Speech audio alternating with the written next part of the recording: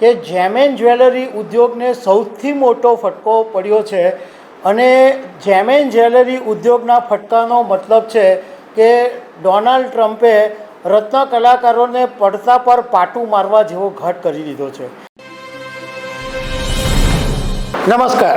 અમેરિકાના રાષ્ટ્રપતિ ડોનાલ્ડ ટ્રમ્પે જે પ્રમાણે વાત કરી હતી એ પ્રમાણે 2 એપ્રિલના દિવસે બધા દેશો પર પારસ્પરિક ટેરિફની જાહેરાત કરી અને અમેરિકાના સમય મુજબ ગઈકાલે સાંજે 4 વાગ્યે અને ભારતીય સમય મુજબ ગઈકાલે રાત્રે 1:30 વાગ્યે જે જાહેરાત કરવામાં આવી એમાં ખબર પડી છે કે જેમ એન્ડ જ્વેલરી ઉદ્યોગને સૌથી મોટો ફટકો પડ્યો છે અને જેમ એન્ડ જ્વેલરી ઉદ્યોગના ફટકાનો મતલબ છે કે ડોનાલ્ડ ટ્રમ્પે રત્ન કલાકારોને પડતા પર પાટું મારવા જેવો ઘાટ કરી દીધો છે. જેમ એન્ડ જ્વેલરી ઉદ્યોગના લોકો ઊંચા નીચા થઈ ગયા છે કારણ કે 0% ડ્યુટી પોલિશ ડાયમંડ પર હતી એ સીધી વધીને હવે 27% થઈ જવાની છે. ડોનાલ્ડ ટ્રમ્પે જે વાત કરી છે એનો અમલ 9 એપ્રિલથી થવાનો છે. તો આના વિશે હું તમારી સાથે વાત કરીશ. મારું નામ રાજેશ શાહ છે અને તમે જોઈ રહ્યા છો ગુજરાતના સૌથી મોટા digital news platform ખબરછે.com.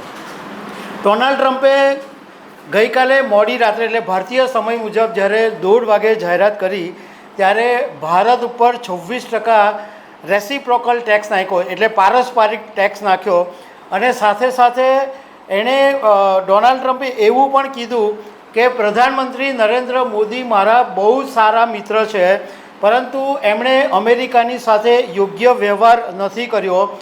Bharat America ઉપર એવરેજ 52% ટેરિફ લગાવે છે. હું ધારતે તો વધારે ટેરિફ લગાવી શકતે પરંતુ મેં 50% ટેરિફ જ લગાવવાનું નક્કી કર્યું છે કારણ કે જો હું વધારે ટેક્સ લગાવતે તો બાકીના બધા દેશોની મુશ્કેલી વધી જતે. આ સિવાય ડોનાલ્ડ ટ્રમ્પે ચીન પર 34%, યુરોપિયન યુનિયન પર 20%, સાઉથ કોરિયા પર 25%, જાપાન પર 24%, વિયેતનામ પર 46% અને તાઇવાન પર 32% ટેક્સ નાખ્યો છે. ટોટલ 60 દેશો પર ડોનાલ્ડ ટ્રમ્પે ટેરિફ વધાર્યો છે, ટેરિફ એને નાખ્યો છે. આજે સવારથી અમે એવી કોશિશ કરતા હતા કે જેમ એન્ડ જ્વેલરી ઉદ્યોગ ઉપર શું અસર પડી છે પરંતુ એક્ઝેક્ટ કન્ફર્મેશન નહોતું મળતું. એ પછી હમણાં સાંજે જ્યારે જેમ એન્ડ જ્વેલરી એક્સપોર્ટ પ્રમોશન કાઉન્સિલનું એક સ્ટેટમેન્ટ સામે આવ્યું, નિવેદન સામે આવ્યું ત્યારે ઘણી બધી બાબતની ક્લેરિટી થઈ ગઈ અને અમને એ પણ જાણવા મળ્યું કે ગઈકાલે રાત્રે જેમ એન્ડ જ્વેલરી એક્સપોર્ટ પ્રમોશન કાઉન્સિલની જે મુંબઈમાં હેડ ઓફિસ છે ત્યાં ગાડી આખી ઓફિસ આખી રાત ચાલુ રહી હતી કારણ કે ડોનાલ્ડ ટ્રમ્પ જે જાહેરાત કરવાના હતા એમાં એવી ધારણા હતી જ કે જેમ એન્ડ જ્વેલરી સેક્ટર ઉપર મોટો ફટકો આવી શકે છે. હવે જે પ્રમાણે GJEPCએ લખીને મોકલું છે એ પ્રમાણે હું તમને પહેલાં બતાવી દઉં પછી થોડુંક એનાલિસિસ પણ તમને કરીને સમજાવીશ. આની અંદર જે ટેરિફ છે એમાં અમેરિકામાં અત્યારે જે ટેક્સ લાગે છે એમાં દરેકની અંદર 26%નો ઉમેરો કરી દેવાનો એટલો ટેક્સ આની અંદર લાગ્યો છે. તો કટ એન્ડ પોલિશ ડાયમંડનો જે ટેક્સ છે એ અત્યાર સુધીમાં 0% હતો. એટલે આપણે અહીંયા આગળ સુરત આખી દુનિયામાં કટ એન્ડ પોલિશ ડાયમંડમાં મોખરે છે. 10માંથી 9 હીરા અહીંયાથી કટ એન્ડ પોલિશ ડાયમંડ થાય છે અને એક્સપોર્ટ થાય છે. અત્યાર સુધી આપણે જે અમેરિકામાં ડાયમંડ મોકલતા હતા એની પર 0% ટેક્સ હતો, કોઈ પણ ટેક્સ હતો નહીં. પરંતુ 9 એપ્રિલથી સીધો 27% જેટલો ટેક્સ લાગી જશે. હવે આમાં અમને એવી જાણકારી મળી છે કે આવતીકાલે એટલે જો તમે અમેરિકાના સમય મુજબ 4 એપ્રિલના સવાર સુધીમાં 4 તારીખે રાત્રે 12 વાગ્યા સુધીમાં જો તમે અમેરિકામાં એક્સપોર્ટ કરશો પોલિશ ડાયમંડ તો તમને 0% ટેક્સ જ લાગશે. એ પછી તમે 5 તારીખથી માંડીને 8 તારીખ સુધીમાં જો પોલિશ ડાયમંડ મોકલશો તો એનો બેઝિક ટેક્સ તમને 10% લાગશે પરંતુ 9 તારીખ પછી જો તમે પોલિશ ડાયમંડની નિકાસ કરશો તો 27% ઇમ્પોર્ટ ડ્યુટી લાગી જશે. એવું આવી રીતના ગોલ્ડ જ્વેલરીમાં છે. અત્યારે અમેરિકામાં 5.7% ઇમ્પોર્ટ ડ્યુટી લાગે છે, એ 32થી 34% થઈ જશે 9 તારીખ પછી. પ્લેટિનમ જ્વેલરી પર 5થી 7% ટેરિફ લાગે છે, એ પણ 32થી 34% થઈ જશે 9 એપ્રિલ પછી. સિલ્વર જ્વેલરી પર અત્યારે 5થી માંડીને 13.5% સુધીની ઇમ્પોર્ટ ડ્યુટી લાગે છે, એ સીધી વધીને 32%થી માંડીને 40.5% સુધી થઈ જશે. આ બધામાં તમને 5 તારીખથી 8 તારીખ સુધી છૂટ મળશે કે જે બેઝિક ટેક્સ છે એ લાગશે, પણ 9 તારીખ પછી આટલો ટેક્સ લાગશે. સિલ્વર આર્ટિકલ એની પર 2.7%થી માંડીને 3.5% સુધીનો ટેક્સ લાગે છે, એમાં 29.7%થી માંડીને 30.5% થઈ જશે. ગોલ્ડ આર્ટિકલ 3થી 7.9% જેટલો અત્યારે એક્ઝિસ્ટિંગ ટેક્સ છે, એ 9 તારીખ પછી વધીને 30%થી માંડીને 34.9% થઈ જશે.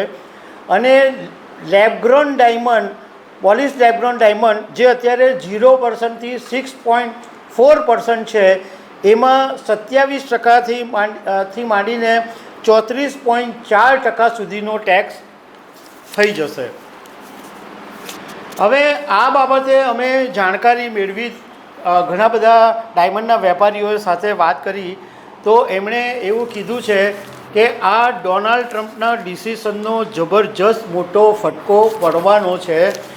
કારણ કે આમ પણ છેલ્લા 2-2.5 વર્ષથી ડાયમંડ ઉદ્યોગની અંદર મંદી છે, અને ગયા વર્ષે કટ એન્ડ પોલિશ ડાયમંડની 2024માં નિકાસમાં 20%નો ઘટાડો થયો હતો, અને ઓવરઓલ જે જેમ એન્ડ જ્વેલરીની જે નિકાસ હતી એમાં 12%નો ઘટાડો થયો હતો.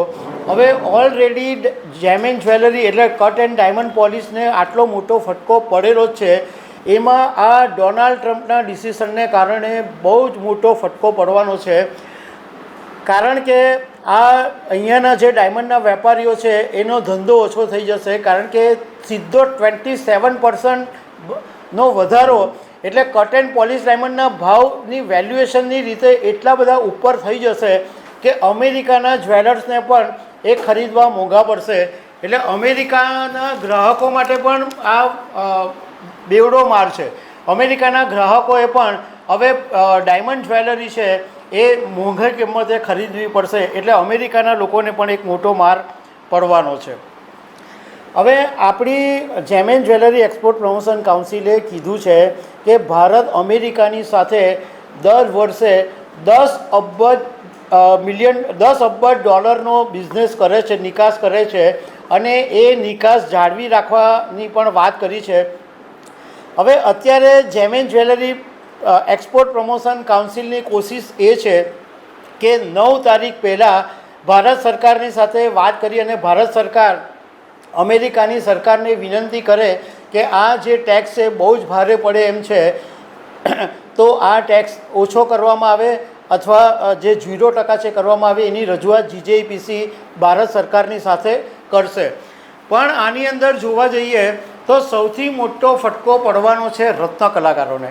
કારણ કે રત્ન કલાકારોને મંદીનું કારણ આગળ આપીને એમનો ઘણા બધા લોકોની નોકરીઓ છૂટી ગઈ છે, એ લોકોને ભાવ વધારો નથી મળતો. હમણાં 2 દિવસની હડતાલ બી પાડી, અને ઘણા બધા લોકોના જે રત્ન કલાકારો છે એમના જે પગાર ધોરણ છે એટલે એમને જે વળતર મળે છે એમાં પણ મોટું ગાબડું પડેલું છે. હવે જ્યારે ડાયમંડ ઉદ્યોગ પર આટલો મોટો ફટકો પડવાનો છે તો એની અસર લગભગ 5 લાખથી વધારે રત્ન કલાકારો પર પણ પડવાની છે.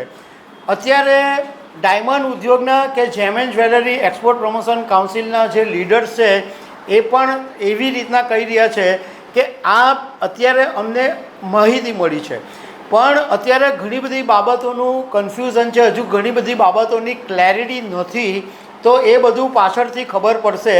જો કે એક ડાયમંડના વેપારીએ અમને એવું કીધું કે 3-4 મહિના તો સખત મોટી તકલીફ પડશે જ, પરંતુ એ પછી પાછું કદાચ ધંધો લાઈન ઉપર આવી જશે, કારણ કે જ્યારે ભાવ વધારો થાય છે તો એ લોકો એક્સેપ્ટ કરી જ દેતા હોય છે.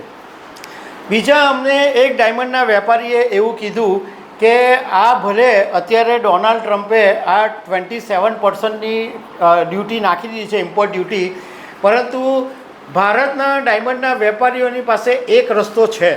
એ રસ્તો એવો છે કે દુબઈ ઉપર 10%નો ટેરિફ છે.